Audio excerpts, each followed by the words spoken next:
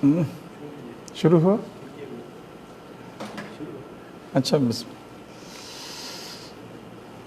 بسم اللہ الرحمن الرحیم ان الحمد للہ نحمده ونستعینه ونستغفره ونعوذ باللہ من شرور انفسنا ومن سیئات اعمالنا من يهده الله فلا مضل له ومن يضلله فلا هادي له ونشهد أن لا إله إلا الله وحده لا شريك له ونشهد أن محمدًا عبده ورسوله أرسله بالحق بشيرا ونذيرا ثم أما بعد اللهم صل وسلم وبارك وأنعم على عبدك ورسولك نبينا محمد صلی اللہ علیہ وعلى آلہ واصحابہ اجمعین۔ دینی بھائیوں، اسلامی ماں اور بہنوں، جمعہ اور سنیچر کے دن چونکہ دعویٰ سینٹر کو ہفتہ واری تعطیلات ہوتی ہیں، 2 دن کے وقفے کے بعد پھر سے ہم جدہ دعویٰ سینٹر حی السلامہ مملکت سعودیہ عربیہ کی جانب سے آپ کی خدمت میں زکوٰۃ کے احکام اور مسائل لیے ہوئے حاضر ہوئے ہیں۔ اللہ تعالیٰ سے ہماری دعا ہے کہ اللہ تعالیٰ ہم کو دین کا صحیح علم عطا فرمائے، اس علم کی صحیح فہم و سمجھ عطا فرمائے، اور ساتھ ساتھ ہم سب کو عمل صالح کی توفیق سے نوازے۔ آج کا ہمارا پہلا ٹاپک ہے اسلام میں منکر زکوٰۃ کی سزا کیا ہے یا اس کا حکم کیا ہے۔ زکوٰۃ اسلام کا ایک بنیادی رکن اور اہم دینی فریضہ ہے۔ اس کی فرضیت پر پوری امت اسلامیہ کا اتفاق ہے، علماء امت کا اتفاق ہے۔ اگر کوئی شخص اس کی فرضیت کا انکاری ہے تو وہ اسلام سے خارج تصور کیا جائے گا اور بطور واجب القتل، اور وہ بطور کافر واجب القتل ہے۔ اللہ کہ کوئی شخص نو مسلم ہے، اسے اسلام کے احکام کی کما حقہ معرفت نہیں ہے، اسے اس کے عذر کی وجہ سے اسے معاف کیا جا سکتا ہے۔ اس کو اسلام کے بنیادی ارکان کی تعلیم دیے جانے کے بعد پھر اس سے حساب لیا جا سکتا ہے۔ لیکن کوئی فرضیت زکوٰۃ کا قائل ہوتے ہوئے ایک شخص ہے، زکوٰۃ کی فرضیت کا منکر نہیں ہے، وہ تو اس کا قائل ہے، وہ کہتا ہے کہ زکوٰۃ اسلام کا رکن ہے، اسلام میں فرض ہے اور اس پر تمام علماء کا اتفاق ہے، میں اس کو مانتا ہوں، لیکن میں زکوٰۃ ادا نہیں کروں گا۔ اگر وہ کہتا ہے کہ زکوٰۃ اس طرح سے کہتا ہے یا زکوٰۃ ادا نہیں کرتا، فرضیت کا منکر نہیں ہے، اچھی طرح سمجھ لیں۔ جو شخص زکوٰۃ کی فرضیت کا منکر ہے اور زکوٰۃ ادا بھی نہیں کرتا تو وہ کافر ہے، دین اسلام سے خارج ہے۔ ایک شخص ہے زکوٰۃ کی فرضیت کا قائل تو ہے لیکن زکوٰۃ نہیں دیتا تو گناہ کبیرہ کا مرتکب ہے، اس کا یہ عمل اسے اسلام سے خارج نہیں کرے گا۔ جو وقت کا مسلمان حاکم ہے، اس کی ذمہ داری ہے کہ اس سے بزور قوت زکوٰۃ وصول کرے، بلکہ اس کا آدھا مال، آدھی جائیداد بھی بطور تعزیری سزا اور جرمانہ ضبط کر لے۔ چنانچہ نبی اکرم صلی اللہ علیہ وسلم کی ایک حدیث میں ہے کہ ومن منعها، جو شخص زکوٰۃ کو روکے، فإن آخذوها وشطر مالی، ہم زکوٰۃ بھی اس سے بزور قوت وصول کریں گے اور ساتھ ساتھ پینالٹی کے طور پر، جرمانے کے طور پر اس سے آدھا مال بھی اس کا ضبط کر لیں گے۔ اور زکوٰۃ ہمارے رب تعالیٰ کے واجبات میں سے ایک لازمی حق ہے، آل محمد کے لیے اس میں سے کچھ بھی نہیں ہے، یعنی پیارے نبی صلی اللہ علیہ وسلم اور آپ کے آل کے لیے زکوٰۃ کا مال حرام تھا، صدقہ اور زکوٰۃ کا مال جائز نہیں تھا۔ اگر کسی قوم کے لوگ اس کے فرضیت کے قائل ہونے کے باوجود زکوٰۃ نہ دیں، ہٹ درمی اور زور آور ہوں، تو اس سلسلے میں ان سے جنگ کی جائے گی حتیٰ کہ وہ زکوٰۃ ادا کرنے لگیں۔ تو معلوم ہوا کہ زکوٰۃ اسلام کا اہم ترین رکن ہے، تمام امت اسلامیہ کے علماء اس کی فرضیت کے قائل ہیں، اس پر ان کا اتفاق ہے۔ اگر کوئی شخص اس کی فرضیت کا قائل منکر ہو اور زکوٰۃ نہ ادا کرتا ہو تو وہ اسلام کے دائرے سے خارج ہو جاتا ہے اور وہ واجب القتل ہے۔ حضرت ابو ہریرہ کا بیان ہے کہ جب پیارے نبی صلی اللہ علیہ وسلم کی وفات ہوئی اور حضرت ابو بکر خلیفہ نامزد منتخب ہوئے تو عرب کے کچھ قبیلے کافر ہو گئے، مرتد ہو گئے۔ تو حضرت عمر نے کہا آپ لوگوں سے کس طرح جنگ کر سکتے ہیں؟ حضرت ابو بکر سے حضرت عمر نے کہا آپ لوگوں سے جنگ کس طرح کر سکتے ہیں، جبکہ رسول اللہ صلی اللہ علیہ وسلم نے فرمایا امرت ان اقاتل الناس حتی یقولوا لا الہ الا اللہ، مجھے حکم دیا گیا ہے کہ یہاں میں لوگوں سے قتال کروں یہاں تک کہ وہ لا الہ الا اللہ کہیں۔ یہ تو لا الہ الا اللہ کا اعتراف کرتے ہیں، اقرار کرتے ہیں۔ وَإِذَا قَالُوهَا مَنَعُوا مِنِّي دِمَاءَهُمْ وَأَمْوَالَهُمْ، تو یہ تو شہادتین کا اقرار کرتے ہیں، تو اس لیے ان کے مال ان کے خون محفوظ ہیں۔ حضرت ابو بکر نے ان کے جواب میں فرمایا اللہ کی قسم میں ہر اس شخص سے جنگ کروں گا جو نماز اور زکوٰۃ میں فرق کرے گا۔ بلا شبہ زکوٰۃ مال کا حق ہے، اللہ کی قسم اگر انہوں نے بکری کا وہ بچہ بھی روکا جو رسول اللہ صلی اللہ علیہ وسلم کو دیا کرتے تھے تو میں اس پر بھی ان سے جنگ کروں گا۔ حضرت عمر کہتے ہیں کہ اللہ کی قسم اللہ نے حضرت ابو بکر کا سینہ جنگ کے لیے کھول دیا، ان کو شرح صدر ہو گیا تھا۔ میں بھی بعد میں اچھی طرح سمجھ گیا کہ یہی بات حق ہے، اور حضرت عمر کا بھی اللہ تعالیٰ حضرت عمر کو بھی اللہ تعالیٰ نے شرح صدر فرمائی۔ تو بہرکیف ساتھیو، یہ زکوٰۃ اسلام کا اہم ترین رکن ہے اور دینی فریضہ ہے، اس کا منکر باتفاق علماء کافر ہے اور اس سے توبہ کرائی جائے گی۔ اگر وہ توبہ کر کے کلمہ شہادتین کا اقرار دوبارہ کر لے تو پھر وہ اسلام میں داخل ہو جائے گا، ورنہ وہ واجب القتل ہے، اس سے جنگ کی جائے گی۔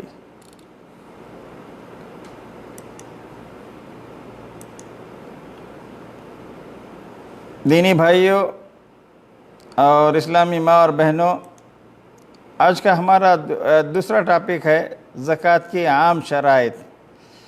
پھر ایک تیسرا ٹاپک ہے زکوٰۃ کے مصارف، یا کون لوگ ہیں جن کو زکوٰۃ دی جا سکتی ہے۔ اسی طرح سے ایک اور ٹاپک ہے، اگر وقت کی گنجائش نکلی تو وہ کون لوگ ہیں جن کو زکوٰۃ دینا جائز نہیں ہے۔ تو چلیے زکوٰۃ کی عام شرائط جاننے کی کوشش کرتے ہیں۔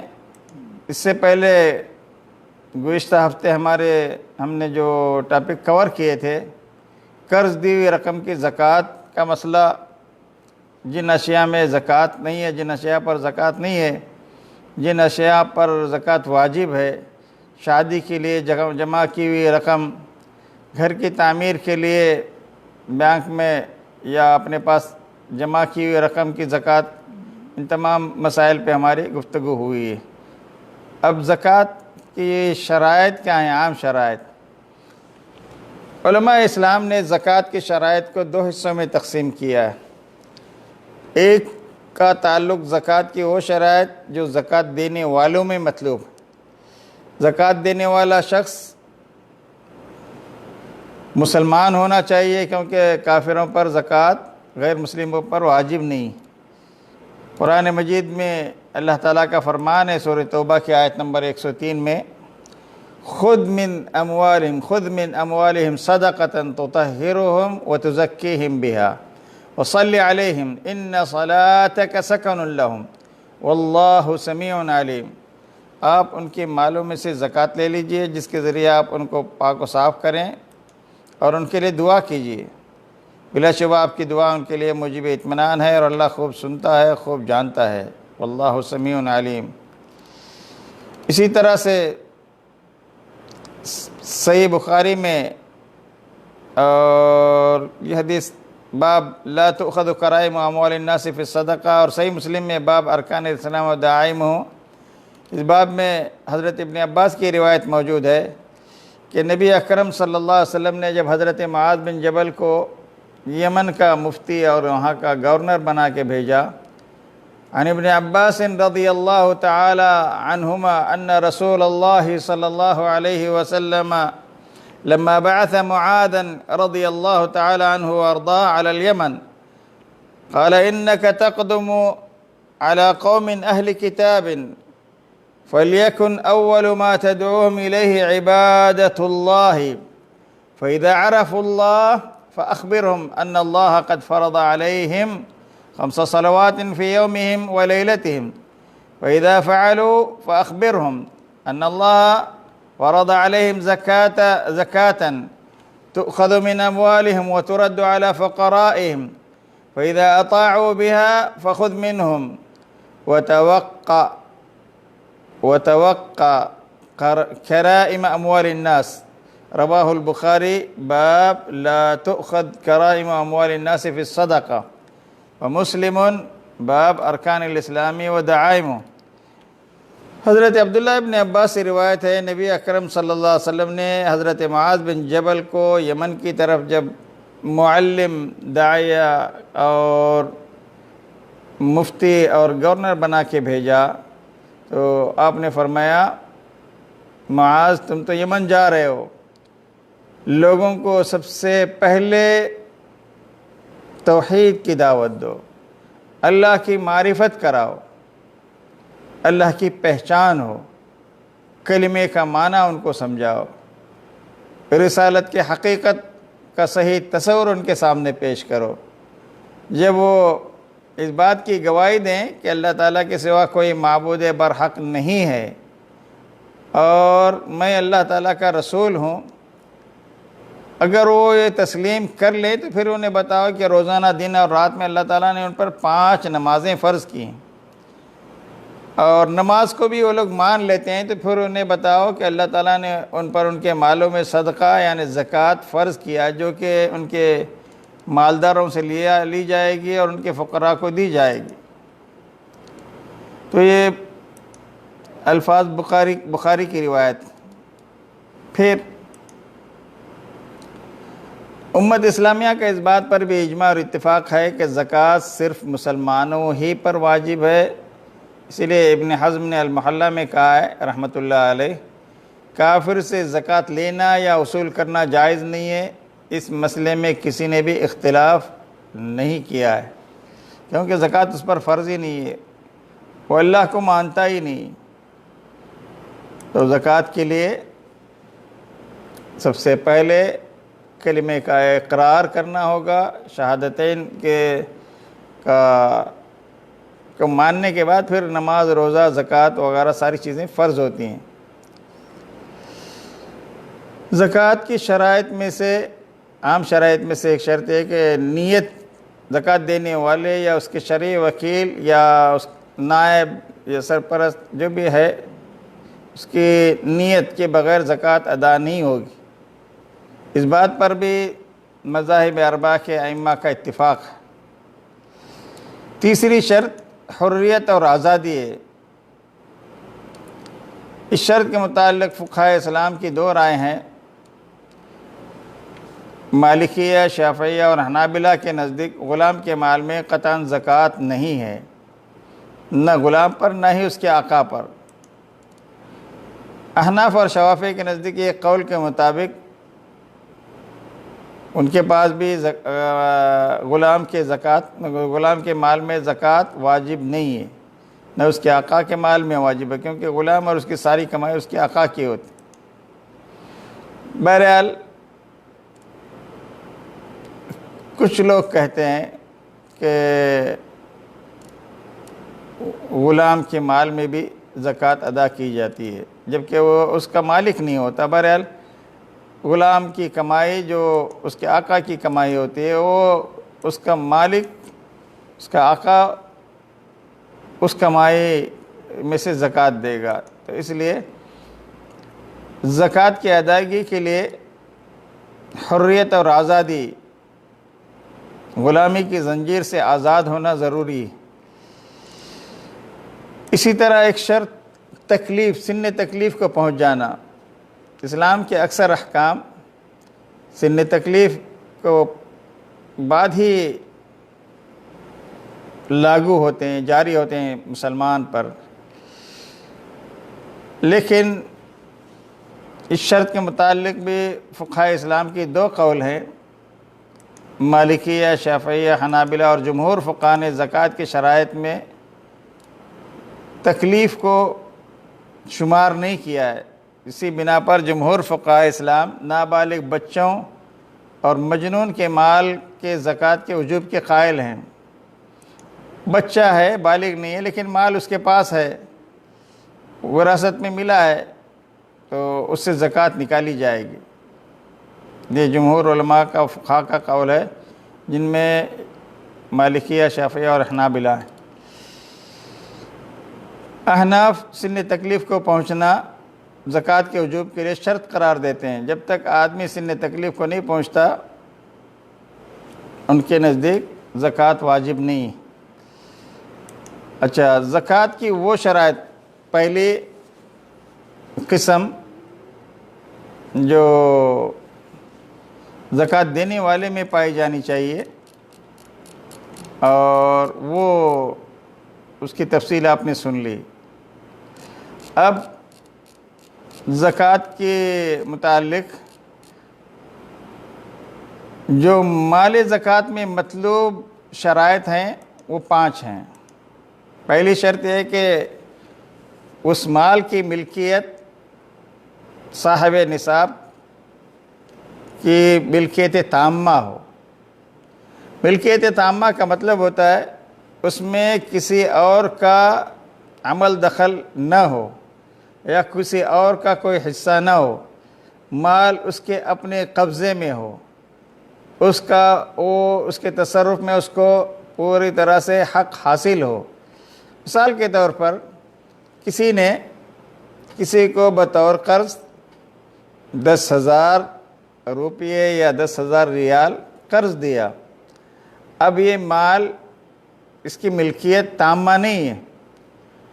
قرض دیا ہوا مال اگرچہ اس کا مالک قرض دینے والا ہی ہے، قرض دہندہ ہی ہے، لیکن چونکہ اس کے قبضے میں نہیں ہے، اس لیے اس کی ملکیت تامہ نہیں ہے۔ اور اس شخص کے پاس جس نے قرض لیا ہے، اس کے بھی وہ ملکیت میں نہیں ہے، اس کے پاس وہ ودیعت اور امانت بطور امانت کے ہے۔ تو دونوں کے پاس، قرض لینے والے اور قرض دینے والے کے پاس اس کی ملکیت تامہ نہیں ہے۔ اس لیے علماء کا ایک گروہ کہتا ہے کہ قرض میں دیا ہوا مال، اس کی زکوٰۃ نہ قرض دہندہ نکالے گا اور نہ قرض لینے والا نکالے گا۔ اور کچھ لوگ کہتے ہیں نہیں، مال سے فائدہ صرف قرض لینے والا اٹھا رہا ہے، اس لیے اس کو اپنے مال کے ساتھ قرض میں لیے وہ مال کی بھی زکوٰۃ دینی ہوگی۔ اور کچھ لوگ کہتے ہیں اصل میں مال کا اصل مالک چونکہ قرض دینے والا ہے، اگر اس کو یقین ہے کہ قرض لیا ہوا شخص وقت پر مال کو لوٹائے گا تو اس کی زکوٰۃ بھی قرض دینے والے کو ہی دینی ہوگی۔ بہرحال اس کی تفصیل گزشتہ درس میں گزر چکی ہے۔ ہمارے فیس بک پر ہمارے جو پیج ہے دعویٰ سینٹر کا، اس پر آپ اس ویڈیو کا لنک موجود ہے اور وہ اپلوڈ کیا گیا ہے، آپ اسے سن سکتے ہیں۔ ملکیت تامہ ہونا ضروری ہے۔ مال یا جائیداد کسی بھی شخص کے ہاتھ میں یا قبضے میں ہو اور اس میں دوسرے شخص کا کسی بھی طرح کا کوئی حق متعلق نہ ہو، اسے اپنے اس مال یا جائیداد میں پوری طرح بغیر کسی قید یا شرط کے تصرف کرنے کا شرعاً مکمل حق حاصل ہو۔ مثال کے طور پر اگر کوئی بچہ ہے چھوٹا سا اور وہ سن رشد کو ابھی پہنچا نہیں ہے، تو مال میں تصرف کا اس کو حق حاصل نہیں ہوتا، اس کا سرپرست اس کو روک سکتا ہے کیونکہ وہ الٹا سیدھا تصرف کر سکتا ہے، اور اس مال کے منافع اور فوائد بھی اسے حاصل ہوں، الا کہ وہ منافع اور فوائد حرام کے ہوں، تو سودی کاروبار کر رہا ہو تو یہ چیز جائز نہیں۔ اس مال یا جائیداد کی کوئی مدت صلاحیت یا دیگر کوئی بھی شرط یا قید کے ساتھ مقید نہ ہو۔ اس مال یا جائیداد کے تلف یا برباد ہونے کی صورت میں زمان وغیرہ کی کوئی قید یا شرط لگائی گئی ہو، تو ایک شرط یہ ہے کہ ملکیت تامہ ہو، اور یہ شرطیں کس میں ہیں؟ مال زکوٰۃ میں مطلوب ہیں، 5 شرطیں ہیں۔ دوسری شرط ہے مال نامی ہو۔ نامی کا مطلب ہوتا ہے اس کے اندر نمو کی صلاحیت ہو، پروان چڑھنے کی صلاحیت ہو، بڑھنے کی صلاحیت ہو۔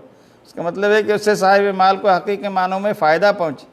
جیسے کسی کے پاس بکریوں کا ریوڑ ہے یا اسے وہ تجارت میں لگا دے، تو بکریاں سال میں اس کی 2 نسلیں چلتی ہیں، پروڈکشن ہوتے رہتا ہے، وہ مال بڑھتا ہے۔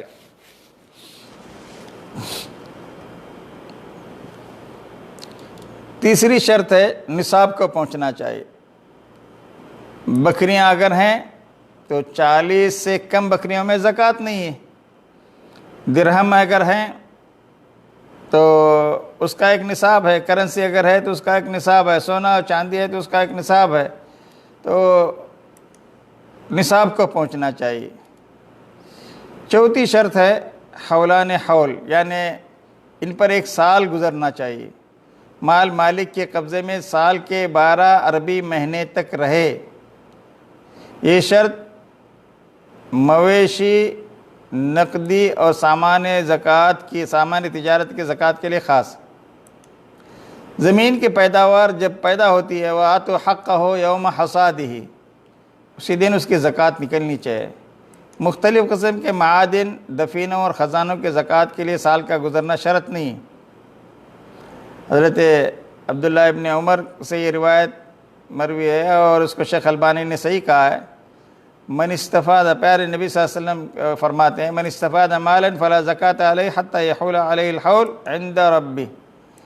صاحب مال کے پاس وہ مال 1 سال تک پڑا رہے تو اس پر زکوٰۃ فرض ہے۔ یہ ترمذی کی روایت ہے۔ جب تک مال مستفاد پر 1 سال پورا گزرتا نہیں، اس پر زکوٰۃ واجب نہیں۔ ابو الولید سلیمان بن خلف الباجی القرطبی نے کہا کہ مسلمانوں میں اس پر کوئی اختلاف نہیں ہے، بلکہ اتفاق ہے کہ حولان حول 1 سال کا گزرنے سے پہلے مال میں زکوٰۃ نہیں۔ یہ جو 1 سال گزرنے کی شرط ہے، نصاب کو پہنچے مال پر 1 سال کے گزرنے کی شرط ہے، اس سے چند چیزیں مستثنیٰ ہیں۔ زمین کی تمام پیداوار جس میں زکوٰۃ فصلوں کی کٹائی کے ساتھ واجب ہو جاتی ہے، فصل کٹی اس میں سے زکوٰۃ نکلنی ہوگی، چاہے سال میں 2 فصلیں آتی ہوں، کسی زمین کی 3 فصلیں آتی ہوں، یا 3 مہینے کے حساب سے 4 فصلیں آتی ہوں، تو جب بھی فصل کٹے گی تو وَآتُوا حَقَّهُ یوم حصادہ۔ اور اسی طریقے سے یا ایھا الذین آمنوا انفقوا من طیبات ما کسبتم ومما اخرجنا لکم من الارض۔ باہر جنگلوں میں خضرو گھاس چرنے والے مویشیوں سے اثناء سال پیدا ہونے والے جملہ بچھیرے بھی، نتاج الصائمہ اس کو کہتے ہیں، یہ بھی مستثنیٰ ہیں۔ سامان تجارت سے حاصل ہونے والا فائدہ اس کے سال کی تکمیل راس المال کے ساتھ مرتبط ہے۔ جب آپ سامان تجارت کی زکوٰۃ نکالیں گے تو اس کے بینیفٹ کو جمع کر کے ہی نکالیں گے۔ مال رکاز، زمین میں دفن شدہ مال جب کسی کو ملتا ہے تو اس پر سال گزرنے کی ضرورت نہیں۔ معادن سے حاصل ہونے والا مال، اس پر بھی حولان حول 1 سال کا گزرنے کی شرط منقطع ہو جاتی ہے، اس کا کوئی اعتبار نہیں۔ سال مکمل ہونے سے پہلے نصاب زکوٰۃ میں کمی واقع ہو جانے سے اس مال میں زکوٰۃ واجب نہیں ہوتی۔ مثال کے طور پر ایک شخص کے پاس عربی مہینے کے حساب سے 11 مہینے اور 28 دن تک 40 بکریاں تھیں۔ سال پورا ہونے سے 1 دن پہلے ایک بکری کم ہو گئی، مر گئی اتفاق سے، یا اپنی انتہائی ضرورت کی وجہ سے اس نے اس کو بیچ دیا، زکوٰۃ سے بچنے کے لیے نہیں، کیونکہ نصاب سال بھر مکمل طور پر موجود رہنا چاہیے۔ سال مکمل ہونے سے پہلے نصاب زکوٰۃ کو پہنچے مال کو کسی دوسری جنس والے مال کے بدلے بیچ دیا تو زکوٰۃ سے بچنے کے لیے ایسا نہیں، بلکہ ضرورت کے تحت اگر وہ بیچ رہا ہے تو پھر سال گزرنے والی شرط منقطع ہو جائے گی۔ ایک شخص کے پاس 40 بکریاں تھیں، اس نے چند دراہم کے بدلے بیچ دیا، اور اگر اس نے ان بکریوں کو عروض تجارت کے طور پر تیار نہ کیا ہو، سامان تجارت کے طور پر اگر تیار نہ کیا ہو، اپنے معاش کے لیے وہ بکریاں پالا ہوا ہے، تو ایسی صورت میں ضرورت کے تحت بیچ دے تو سال گزرنے کی شرط منقطع ہو جائے گی۔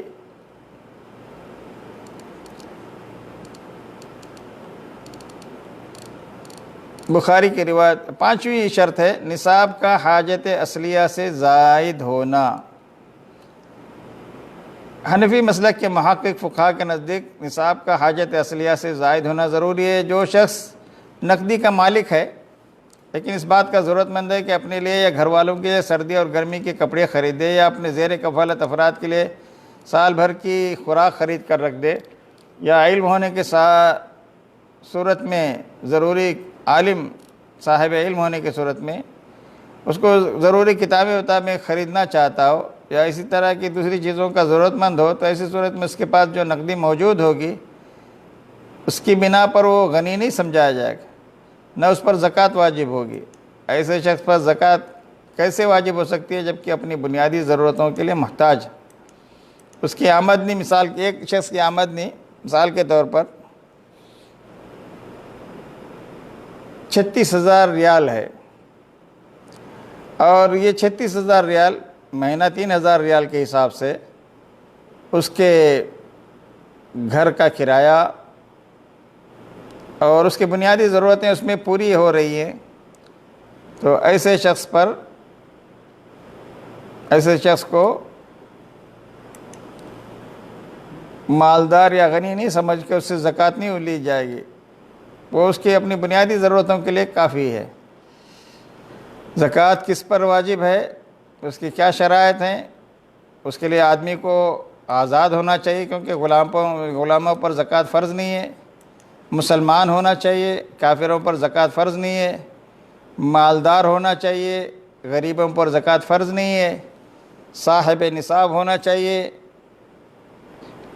اور اسی طرح سے مرد ہو یا عورت، بالغ ہو یا نابالغ، عاقل ہو یا غیر عاقل، سب پر زکوٰۃ فرض ہے۔ بالغ اور نابالغ معلوم ہوا کہ بچے کے پاس بھی اگر مال ہے تو اس سے زکوٰۃ نکالی جائے گی۔ جس مال پر ایک قمری سال گزر چکا ہو، نصاب کو پہنچ چکا ہو، تو اس پر دیگر شرائط بھی منطبق ہوتی ہیں، اس پر زکوٰۃ ادا کرنی فرض ہے۔ زکوٰۃ صرف حلال کمائی سے دی گئی اگر صرف حلال کمائی سے دی جائے گی اور وہی اللہ کے پاس قابل قبول ہے۔ سرمایہ اگر حلال کمائی کا لگایا گیا ہو کسی تجارت میں اور بیچ میں حرام کا بینیفٹ آ گیا ہو، غلط طریقے سے آدمی کما رہا ہو، تو وہ حرام کے مال بینیفٹ کو جو ہے نا، تو وہ حرام کا مال ہے، اس میں زکوٰۃ نہیں نکالی جائے گی۔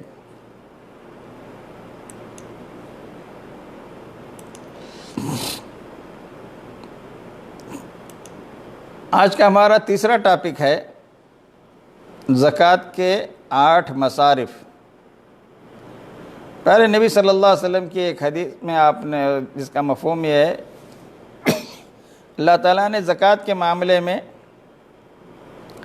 نہ اپنے نبی یا کسی اور غیر نبی کی بات مانی، بلکہ خود ہی قرآن مجید میں پوری طرح سے زکوٰۃ کے مصارف، کن پر زکوٰۃ کا مال صرف کیا جا سکتا ہے، کن لوگوں کو زکوٰۃ دی جا سکتی ہے، اس کی تفصیل خود ہی بتا دی۔ سورہ توبہ کی آیت نمبر 60 میں اللہ کا فرمان ہے، اعوذ باللہ السمیع العلیم من الشیطان الرجیم، انما الصدقات للفقراء والمساکین والعاملین علیہا والمؤلفۃ قلوبہم وفی الرقاب والغارمین وفی سبیل اللہ وابن السبیل فریضۃ من اللہ واللہ علیم حکیم۔ صدقات یعنی زکوٰۃ صرف فقیروں اور مسکینوں کے لیے ہیں اور ان کے اصول کرنے والوں کے لیے، والعاملین علیہا، مسلمان خلیفہ کی جانب سے زکوٰۃ کو اصول کرنے کے لیے کچھ لوگ جو مقرر کیے جاتے ہیں ان کو بھی اس میں سے لینا اور دینا جائز ہے۔ والمؤلفۃ قلوبہم، اور ان کے لیے جن کے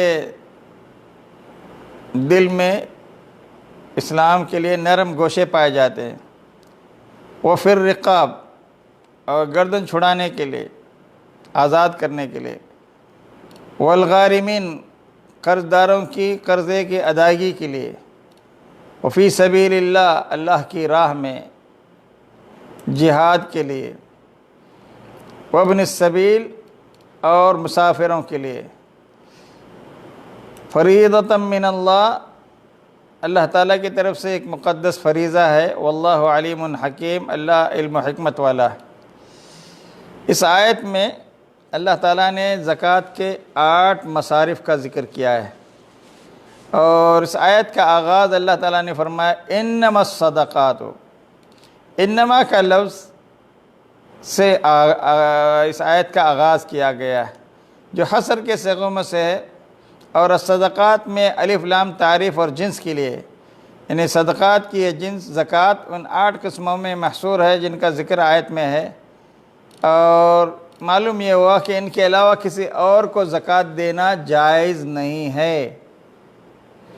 زکوٰۃ صرف فقیروں کو دی جائے گی، مسکینوں کو دی جائے گی، زکوٰۃ اصول کرنے والے اگرچہ مالدار ہی کیوں نہ ہوں ان کو بھی دی جائے گی، تالیف قلب کے طور پر نیو مسلموں کو دی جائے گی، اور اگر کوئی غیر مسلم اسلام کے تعلق سے نرم گوشے رکھتا ہے، اس کے مسلمان بننے کی توقع اور امید کی جا رہی ہے، اس کو بھی تالیف قلب کے طور پر زکوٰۃ دی جا سکتی ہے۔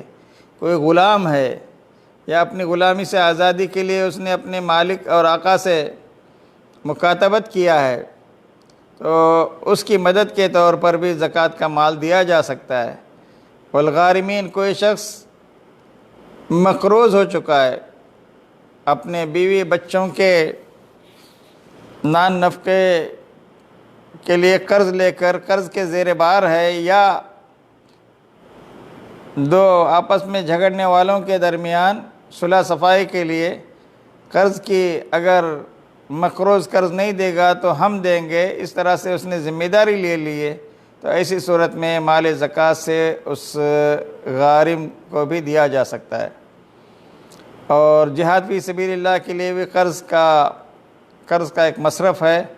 مسافر اگرچہ وہ اپنے وطن میں مالدار کیوں نہ ہو، ضرورت مند ہے، سفر میں اس کے پاس سے یا تو مال چوری ہو گیا یا نان نفقہ ختم ہو گیا، تو اس کے اپنے وطن پہنچنے تک کا خرچہ زکوٰۃ کے مال سے اس کو دیا جائے گا۔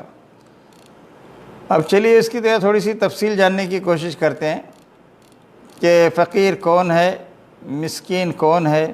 فقیر اور مسکین چونکہ قریب الفاظ ہیں، ایک کا اطلاق دوسرے پر بھی ہوتا ہے، فقیر کو مسکین اور مسکین کو فقیر کہہ لیا جاتا ہے، اس کی تعریف میں اچھا خاصا اختلاف ہے علماء کے درمیان۔ بہرحال دونوں کے مفہوم میں ایک بات تو قطعی ہے، جو حاجت مند ہوں، اپنی حاجتوں ضرورتوں کو پورا کرنے کے لیے مطلوبہ رقم اور وسائل سے محروم ہوں، ان کو فقیر اور مسکین کہا جاتا ہے۔ مسکین کی تعریف میں ایک حدیث آتی ہے، پیارے نبی صلی اللہ علیہ وسلم نے فرمایا، مسکین وہ گھومنے پھرنے والا نہیں ہے جو ایک ایک یا دو دو لقمے یا کھجور کے لیے گھر گھر پھرتا ہے، بلکہ مسکین وہ جس کے پاس اتنا مال بھی نہ ہو جو اسے بے نیاز کر دے، نہ وہ ایسی مسکنت اپنے اوپر طاری کر رکھے کہ الحمدللہ لوگ غریب اور مستحق سمجھ کر اس پر صدقہ کریں، نہ خود لوگوں کے سامنے دست سوال دراز کرے۔ صحیح بخاری اور مسلم میں کتاب الزکوٰۃ میں یہ روایت موجود ہے، لیس المسکین الذی تردہ اللقمۃ او اللقمتان۔ گویا اصل مسکین شخص، حدیث میں گویا اصل مسکین شخص کو ایسے شخص کو قرار دیا گیا جو مانگتا پھر یا گداگری نہ کرے۔ حضرت ابن عباس وغیرہ سے مسکین کی تعریف میں یہ بات منقول ہے کہ وہ گداگر ہو، گھوم پھر کر اور لوگوں کے پیچھے پڑ کر مانگتا ہو۔ فقیر وہ ہے جو نادار ہونے کے باوجود سوال سے بچے اور لوگوں سے کسی چیز کا سوال نہ کرے۔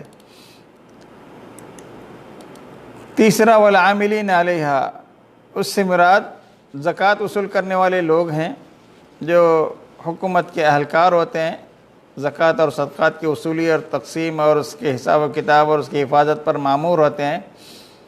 اگرچہ وہ کھاتے پیتے بھی ہیں، مالدار بھی ہیں، تو اپنے کام کا معاوضہ اور اجرت لے سکتے ہیں۔ والمؤلفۃ قلوبہم، اس سے دو قسم کے لوگ مراد ہیں، ایک تو وہ کافر جو کچھ اسلام کی طرف مائل ہو، اس کی امداد کرنے پر یہ امید ہو کہ وہ مسلمان ہو جائے گا، اسلام کے لیے نرم گوشے ان کے دل میں ہوں۔ دوسرے وہ نو مسلم افراد ہیں جن کو اسلام پر مضبوطی سے قائم رکھنے کے لیے امداد دینے کی ضرورت ہوتی ہے۔ پھر تیسرے وہ افراد بھی ہیں جن کو امداد دینے کی صورت میں یہ امید ہو کہ اپنے علاقے کے لوگوں کو مسلمانوں پر حملہ آور ہونے سے روکیں گے اور اس طرح وہ قریب کے کمزور مسلمانوں کا تحفظ کریں گے۔ یہ اور اس قسم کی دیگر صورتیں تالیف قلب کی ہیں جن پر زکوٰۃ کی رقم خرچ کی جا سکتی ہے، چاہے مذکور افراد مالدار ہی کیوں نہ ہوں۔ لیکن احناف کے نزدیک یہ مصرف اب ختم ہو گیا ہے، یہ بات صحیح نہیں ہے۔ حالات اور ظروف کے مطابق ہر دور میں اس مصرف پر زکوٰۃ کی رقم خرچ کرنا جائز ہے۔ وفی الرقاب، گردنیں آزاد کرنے کے بعد تو علماء نے اس سے صرف مکاتب غلام مراد لیے ہیں، اور دیگر علماء نے مکاتب اور غیر مکاتب ہر قسم کے غلام مراد لیے۔ امام شوکانی اسی رائے کو ترجیح دیتے ہیں۔ والغارمین علیہا، والغارمین والعاملین علیہا والغارمین، تو مقروض، اس سے ایک تو وہ مقروض مراد ہیں جو اپنے اہل و عیال کے نان نفقہ اور ضروریات زندگی فراہم کرنے میں لوگوں کے قرض کے زیر بار ہوئے ہیں، ان کے پاس نقد رقم بھی نہیں ہے اور ایسا سامان بھی نہیں ہے جسے بیچ کر وہ اپنا قرضہ ادا کر سکیں۔ دوسرے وہ ذمہ دار اصحاب ضمانت ہیں جنہوں نے کسی کی ضمانت دی اور پھر وہ اس کی ادائیگی کے ذمہ دار قرار پائے۔ یا کبھی ایسا ہوتا ہے کہ آدمی کی زمین ہے یا تجارت ہے، کسی کی فصل اچانک سخت بارش کی وجہ سے یا ژالہ باری کی وجہ سے یا برف باری کی وجہ سے یا طوفان اور آندھی کی وجہ سے فصل تباہی یا کاروبار خسارے کا شکار ہو جاتا ہے، اس بنیاد پر وہ مقروض ہو جاتے ہیں، تو ان سب افراد کی زکوٰۃ کی مد سے مدد کرنا جائز ہے۔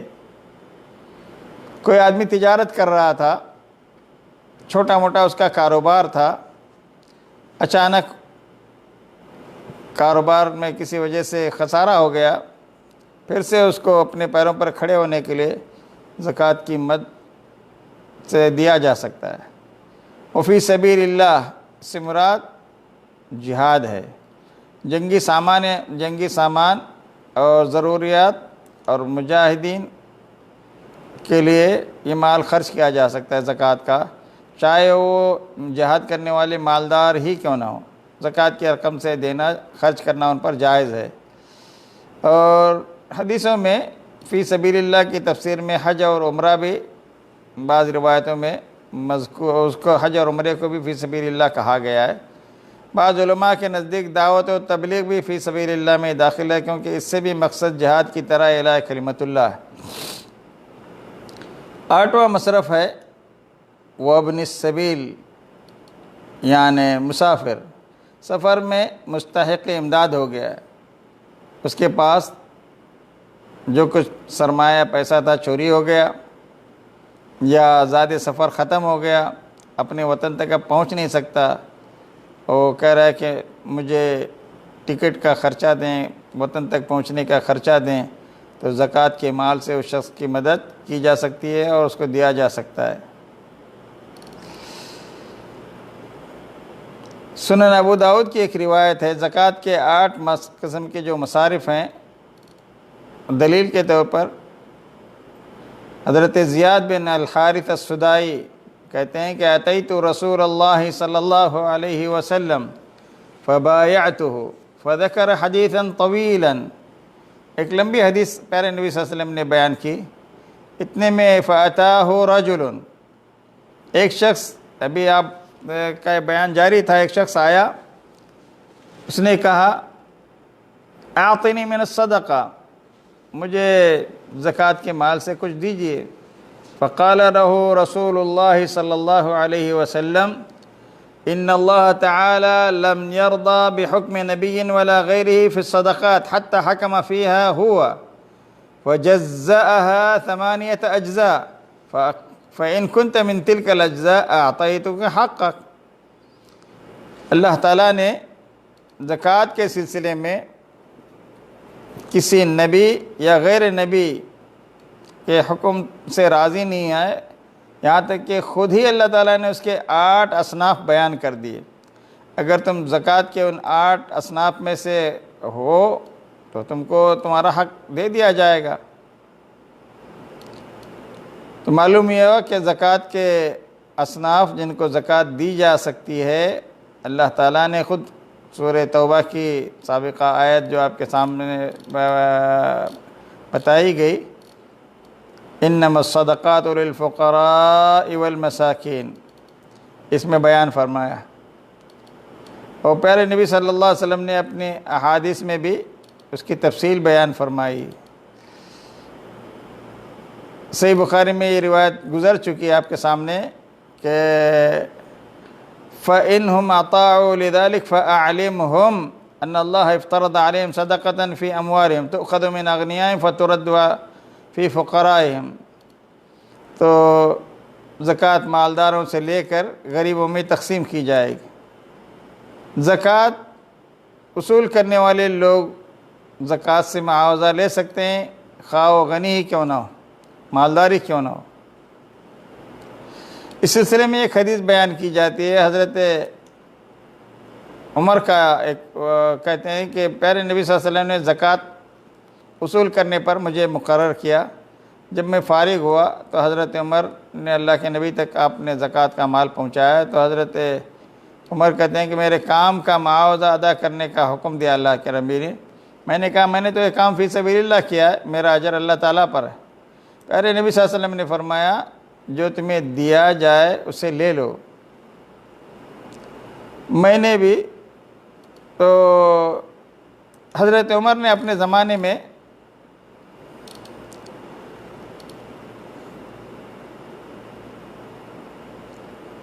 ابن سعیدی کو زکوٰۃ وصول کرنے کے لیے مقرر کیا، تو وہ زکوٰۃ کا مال لے کر آئے، تو حضرت عمر نے کہا کہ ان کو مزدوری، ان کی اجرت دے دو، تو انہوں نے کہا میں نے اللہ کے لیے کام کیا ہے۔ تو اس بات پر حضرت عمر نے کہا کہ میں بھی اللہ کے نبی کے زمانے میں ایسے ہی اللہ کے لیے کام کیا تھا، تو اللہ کے نبی نے مجھے زکوٰۃ وصول کرنے کی اجرت اور معاوضہ دینے کا حکم دیا، تو میں نے کہا کہ جب کوئی مجھے اس کی ضرورت نہیں ہے، میں اللہ کے لیے کام کیا ہوں۔ تو حضرت عمر نے کو اللہ کے نبی نے کہا جب کوئی چیز بن مانگے تم کو دی جائے تو اسے کھاؤ اور صدقہ بھی کرو۔ تو معلوم ہوا کہ زکوٰۃ کی اصولی پر مقرر لوگوں کو زکوٰۃ کا مال دیا جا سکتا ہے، اجرت دی جا سکتی ہے۔ کوئی مصیبت زدہ ہے، مقروض ہے، ضمانت کسی کے بیچ میں پڑھ کر صلح کرانے کے لیے ضمانت لیا ہوا ہے، تو ایسے شخص کو بھی زکوٰۃ کا مال دیا جا سکتا ہے۔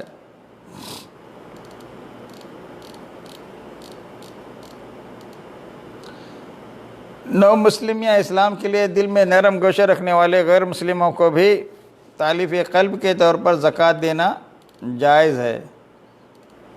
پیارے نبی صلی اللہ علیہ وسلم کے پاس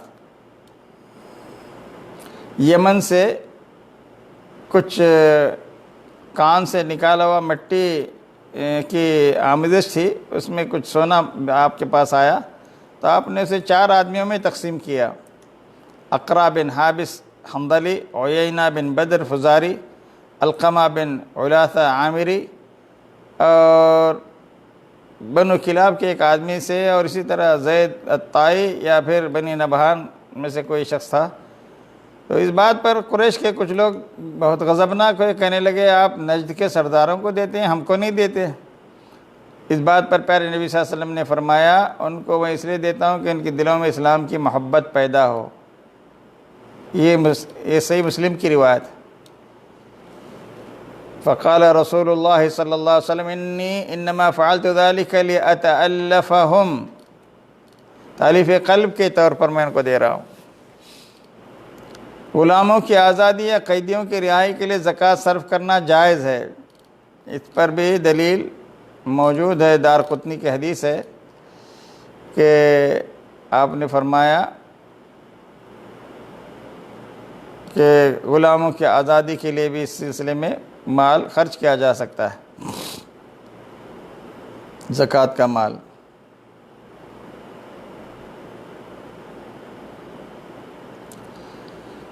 زکوٰۃ مالدار کے لیے لینا جائز نہیں ہے، لیکن 5 صورتوں میں غنی آدمی کے لیے زکوٰۃ حلال نہیں، مگر 5 صورتوں میں اللہ کی راہ میں جہاد کرنے والے کے لیے، مالدار بھی ہے مجاہد تو لینا جائز ہے اس کے لیے، زکوٰۃ کی اصولی میں کام کرنے والا ہو، تاوان بھرنے والا ہو، اس غنی کے لیے جو اپنے مال میں سے کسی غریب کو زکوٰۃ میں دی گئی کوئی چیز خریدنا چاہتا ہے، وہ زکوٰۃ کسی کو دی گئی تھی، کچھ پیسہ یا کوئی سامان دیا گیا تھا، وہ اس غریب سے خریدنا چاہتا ہے تو وہ مال اس کے لیے جائز ہے۔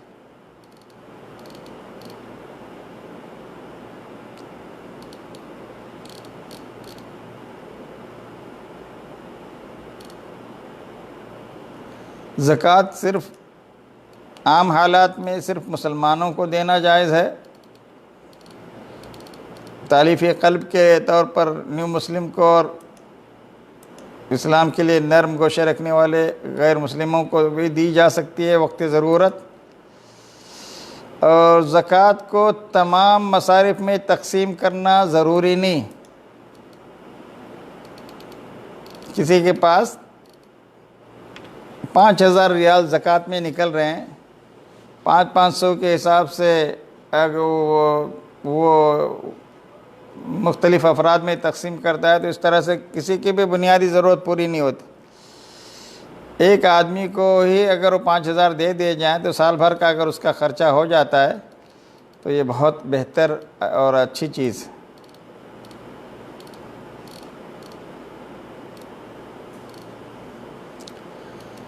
انما الصدقات للفقراء والمساكين والعاملين عليها والمؤلفة قلوبهم وفي الرقاب والغارمين وفي سبيل الله وابن السبيل فريضة من الله والله عليم حكيم۔ تو زکوٰۃ فقیروں کے لیے ہے، مسکینوں کے لیے، ان زکوٰۃ کا مال وصول کرنے والے عمال کے لیے ہے، اور جن کے دلوں میں اسلام کے لیے نرم گوشے ہوتے ہیں طالب قلب کے طور پر دی جا سکتی ہے، غلاموں کے گردنوں کو آزاد کرنے کے لیے، قرض داروں کے قرض کے ادائیگی کے لیے، یہ زکوٰۃ کے مصارف ہیں۔ زکوٰۃ کے اصولی میں جو کارکنان ہیں حکومت کی طرف سے مقرر ہوتے ہیں ان کو بھی دی جا سکتی ہے۔ دل جوئی کے لیے کچھ لوگوں کی، اگر کوئی قبیلے کا سردار ہے اور یا ابھی نیا نیا مسلمان ہوا ہے، اس کی ضرورت کو پورے کرنے کے لیے بھی زکوٰۃ دی جا سکتی ہے۔